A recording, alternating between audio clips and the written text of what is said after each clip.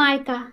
माँ के हाथों से कंघी लेते हुए सुजाता कुछ दम्भ भरे स्वर में बोली, लाओ माँ, मैं तुम्हारे बाल बांध देती हूँ। सरला देवी कुछ बोली नहीं, चुपचाप कंघी सुजाता के हाथों में थमा दी। कुछ देर सुजाता इंतजार करती रही कि माँ कुछ कहें। कम से कम इतना तो कह ही सकती हैं, देखो तो बेटी आखिर बेटी होती है। माँ के हाथों से कंघी ले ली, लेकिन बहू तो कभी कहती भी नहीं। लेकिन सरला देवी तो कुछ बोली ही नहीं, न बेटी की प्रशंसा न बहू की बुराई। सुजाता के सब्र का बांध टूट रहा था। उसके मन में बचकानी सोच हिलोरे ले रही थी। वह सोचने लगी, अभी 6 महीने पहले जब उसकी शादी नहीं हुई थी तो पूरे घर के सदस्यों की जुबान पर उसका ही नाम रहता था। पापा की चाय से लेकर भाई के लंच तक की जिम्मेदारी उसी की रहती थी।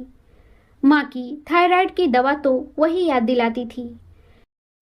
खाने में क्या बनाना है इस चिंता से तो माँ मुक्त ही रहती थी। जो तेरा जी चाहे बना ले, यही माँ का जवाब रहता था। भाई और पापा भी हर काम में उससे सलाह जरूर लेते थे।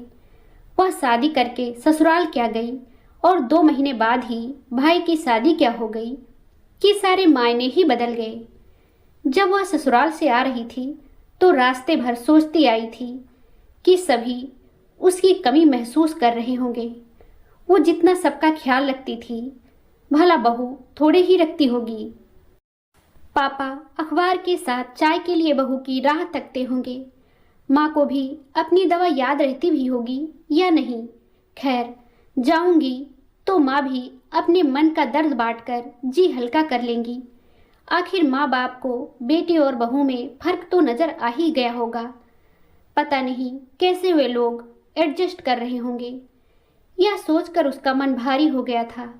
लेकिन यहाँ आने पर तो नज़ारा कुछ और ही दिखा। न पापा के चेहरे पर सिकन, न माँ के लबों पर बहू की शिकायतें, न ही भाई के दिलेर स्वभाव में कोई कमी। सबसे बड़ी बात, न तो किसी ने उसकी कमी महसूस होने की बात कही और न ही बहू के किसी अवगुणों की चर्चा। उसे यह सब बहुत नागवार गुजर रहा था। आखिर दुनिया कहती है बहू बहू होती है, बेटी बेटी होती है।